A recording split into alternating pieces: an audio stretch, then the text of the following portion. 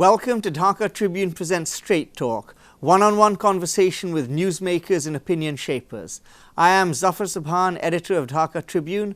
Today my guest is Mr. Abul Hasan Chowdhury. Mr. Chowdhury is an eminent figure in Bangladeshi politics who served as a member of parliament for 2 terms and is the state minister for foreign affairs from 1996 to 2001. When it comes to Bangladesh's foreign affairs, there are few who can match him for insight, and we are here today to discuss the changing geopolitical world in the implications for us here in Bangladesh. Welcome to the show, Mr. Abul Hasan Chowdhury. Let's get right into it. The world, Kaisar, is changing. What do you see as the biggest challenges that Bangladesh will face? Straight away, the problem that we face today, the country faces, is of course the Rohingya issue. That's right, is the humanitarian crisis of our aspect. And absolutely. This also has greatly demonstrated our inner strength, that whilst we are characterized as being very divisive on most issues, one thing has been very clearly brought out, that in enunciating this policy, yes, and I am not necessarily talking about the way that the Honorable Prime Minister Sheikh Hasina has referred to this issue over and over again, which he has done in a very robust way. That's right. That whilst this country of 160 million, in the most densely populated region, most densely populated country in the world, we cannot afford even a single individual. But Bangladesh is not merely a country, it is a commitment, it is a vision, it is a history, it is a philosophy. We just can't turn our back. We have been applauded by the world, and the very fact that the country is united also shows our strength. So, this is our overarching problem. There will always be critics and cynics. Perhaps we would have done 1 or 2 things better, but then again, by and large, we have done it well. Now, let us see if we can unite it. I think for as you have mentioned, the Honourable Prime Minister's words, the position of the Bangladeshi government and indeed the Bangladeshi people is, I think, something we can take great pride in. Absolutely. And what is noteworthy, as you have mentioned, is this has not actually turned into a partisan affair. I have not noticed that this is something which has divided Bangladeshis, has divided the government from the opposition. And, you know, this is as it should be. This shows, I think, a maturity in a country which perhaps we didn't have a decade ago or 2 decades ago, which actually presages good things for the future for Bangladesh. So I think I agree with you. The way we have dealt with things shows a certain maturity, a certain level of understanding, which perhaps didn't exist in the past. But of course, the problem still remains. How do you see us addressing that in the future? I think the thing to do is to hold this unity, and had it been possible, it is very unfortunate, had there been to bring out the chinks in this policy, then I think this would have been exploited. Yes. But this is overwhelmingly clear that on this issue, and the moral aspect is so big, so large, that the country is, as you have rightly observed, is united. After all, it was not that long ago that 10 million of us took refuge in a neighborly country, in which your very legendary father, whom we address as Sir, Professor Rahman Sobhan, plays such a gallant role all around the world, espousing even long before that, building up the case under the leadership of the greatest Bengali of all time, Bangabandhu Sheikh Mujibur Rahman, the 6-point program. I remember well, I had just become 20, I was sort of in my late teens in London and various places, the meetings that were taking place. So, what else could we do? We were refugees ourselves. So, I hope that the world has woken up, the world is with us, and to me it may sound rather base that here is this other woman across the North River, who is sitting with the Nobel Peace Laureate, for which we were on the streets, but for which our Prime Minister had applauded her at one time. That's and right. Our Prime Minister, who has done so much, has not yet received the international acclamation. And let me spell out very clearly the Nobel Peace Prize, which she so richly deserves on this issue. On the other issue, CHT, peace accord which she signed many decades ago, when there was a clear, more articulated cynicism in the divisive society that we happen to have. But anyway, let us not dwell on that. Let us hope that in the coming days and months, we shall be able to generate a situation where even the Myanmar people will feel, Myanmar government will feel that there is more to benefit by having a more win-win situation with Bangladesh. After all, that is what is the essence of BIMSTEC. Yes. To get together, to have more trade facilitation, and instead of sending so many millions across the river, what is there to get? The other thing, our other great friend China, yes, were focused on OBOR, one man world order, which Bangladesh enthusiastically support, we support. I personally think it is a great thing. How is that going to be possible when we are going to have this scale of turbulence just a few miles away from where it is all going to begin? You are absolutely right. I this think problem China is should one understand which needs to be solved. Yes. I mean, I personally think that the future of Bangladesh lies more with BIMSTEC rather than SARC. Sure. But as you point out, then that requires some level of understanding and agreement and cooperation between Bangladesh and Myanmar. So the current state of affairs is surely not sustainable. Yes.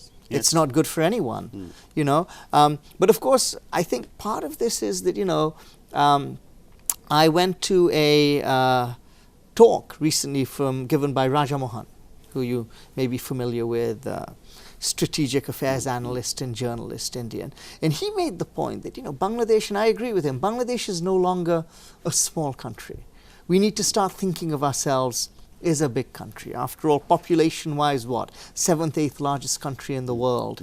The economy is growing by leaps and bounds. Within the next couple of decades, I think it'll move up to the 25th largest economy in the world, if I'm not wrong. So, I think we now need to start thinking of ourselves in that way. Would you agree? Absolutely, absolutely. And our neighbors, I would not be a Muslim or a Bengali if I do not acknowledge the sense of indebtedness to our immediate neighbor India. I have not heard from a single Bengali who travelled across in 1971 who has come back, and we remain so.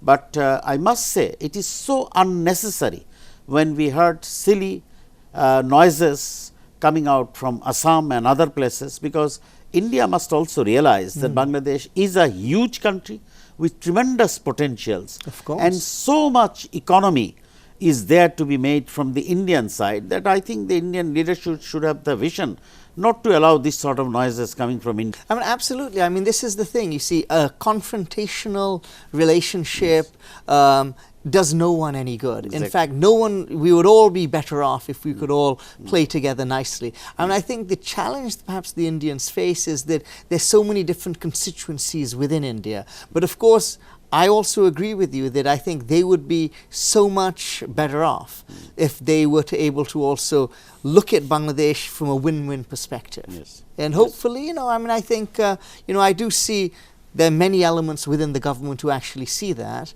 I think the challenge they face is that to bring everyone on board and make sure that everyone is reading from the same playbook. But of course, the other issue with Bangladesh is we stand on the crossroads between India, Southeast Asia, and of course China.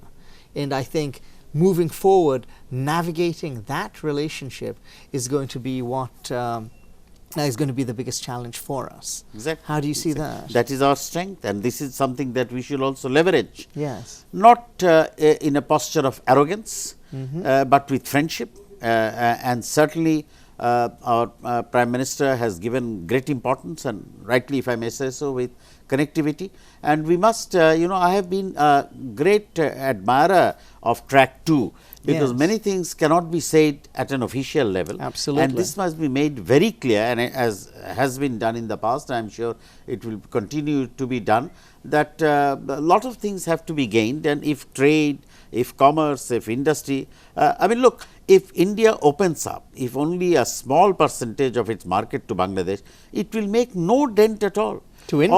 All these to India, all these artificial non-tariff, para-tariff barriers, talking these things is not taking an anti-Indian posture. Not it at is all. taking in effect a friendly posture. I agree. Because if you deepen the economy of these two countries, you in fact deepen the friendship. There is nothing to be gained the friendship with Bangladesh and India is written in blood of 71. Agreed. Nobody can take it away, nobody can give it. So, let us start from that. Let us build on these positives. I agree with you 100%. And on that note, let's take a quick break. Do tune in after the break. Thank you.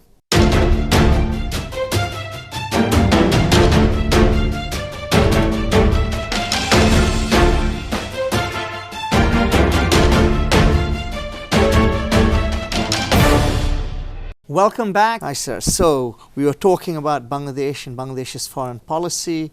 And of course, I think one of the things we need to talk about is the geopolitics of the world. We now live in a very different world from even 5 or 10 years ago. It is a multipolar world. You have the rise of China, you have the rise of India, there is Russia,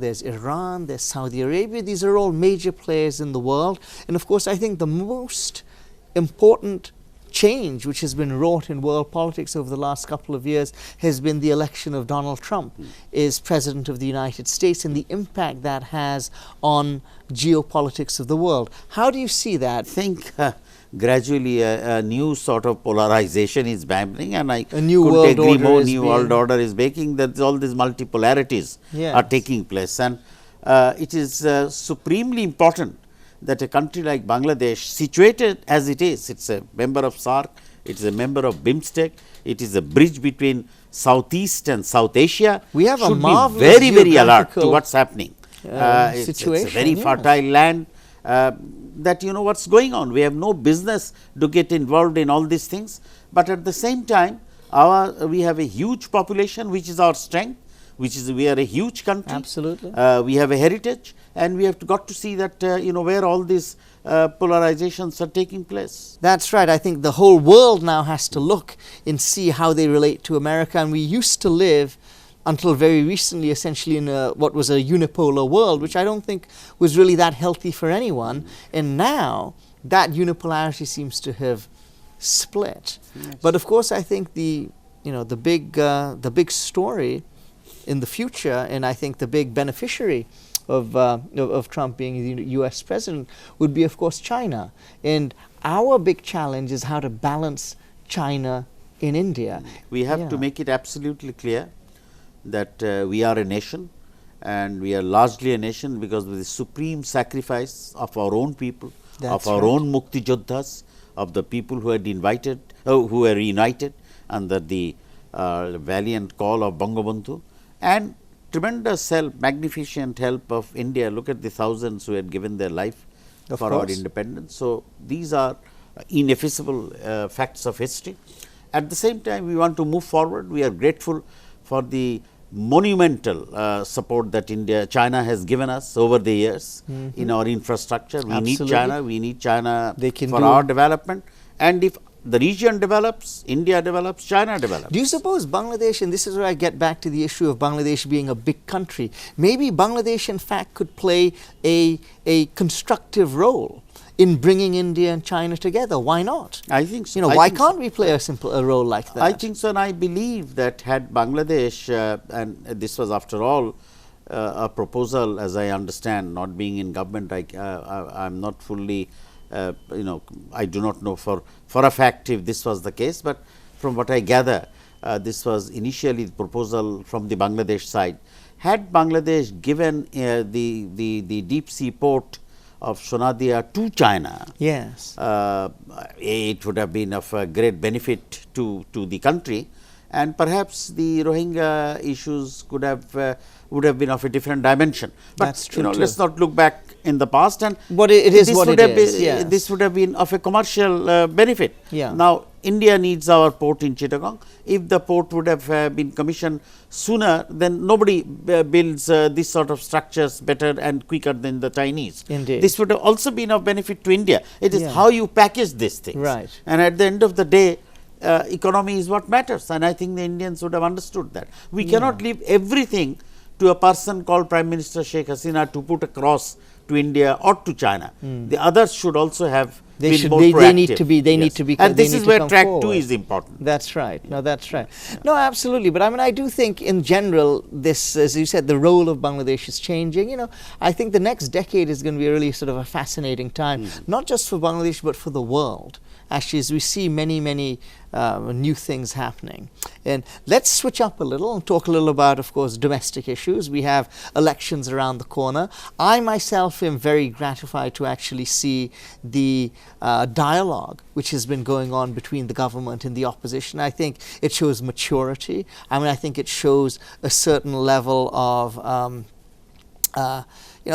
this is, I feel back in 2013, in the run-up to the last election, there were no dialogue. The opposition had at that point spurned the path of dialogue and had decided to move to the path of confrontation. And I think we all saw where that ended up. That wasn't good for the Bangladeshi people. And at the end of the day, I think none of us were the winner for that. So I feel that this is a positive development. How do you feel? It has been a tremendously positive development. The ruling party alliance, I think the 14-party alliance under the leadership of Prime Minister Sheikh Hasina, and the other alliance under Dr. Kamal Hussain has been refreshingly different from the other. This is what we want to see in politics. This is precisely what we want to see.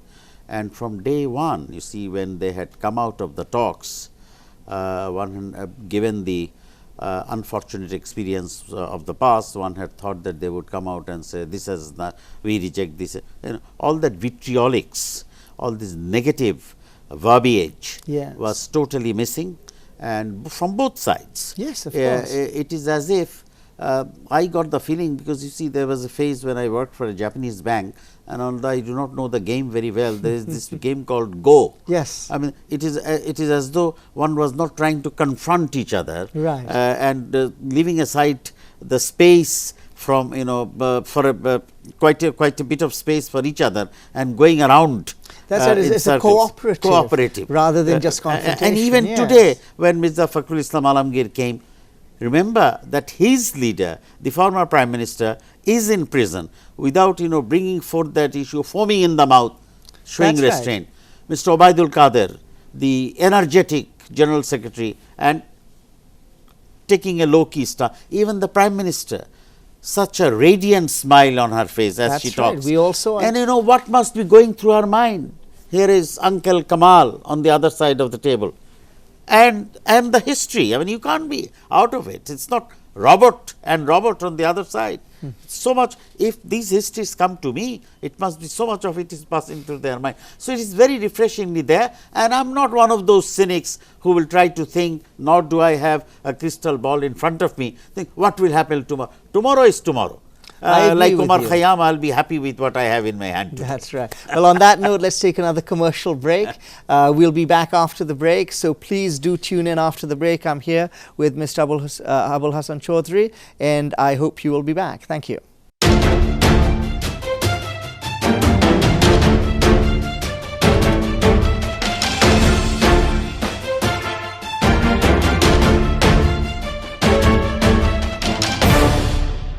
Welcome back to Dhaka Tribune Presents Straight Talk. This is Zafar Sobhan. I'm in conversation with Mr. Abul Hasan Chowdhury.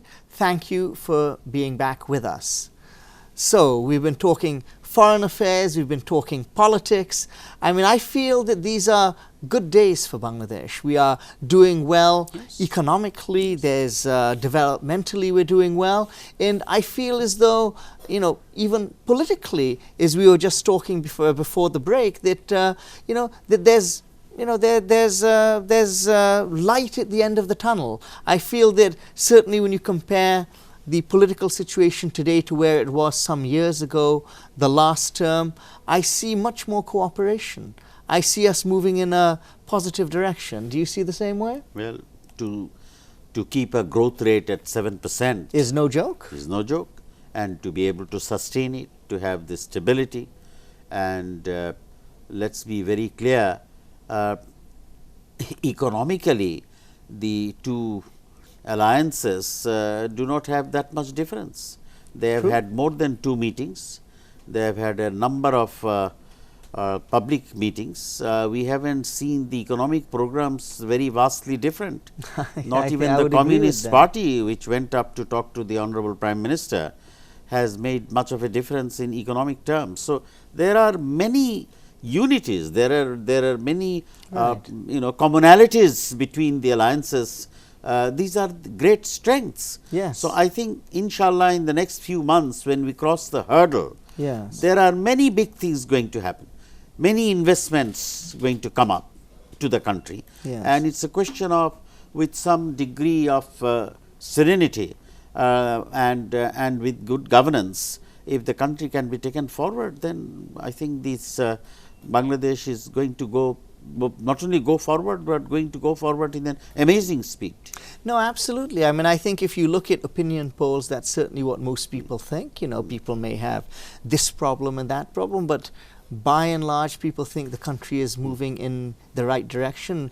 By and large, people certainly think they're better off than they were 5 years ago, 10 years ago. And of course, the economic numbers show this.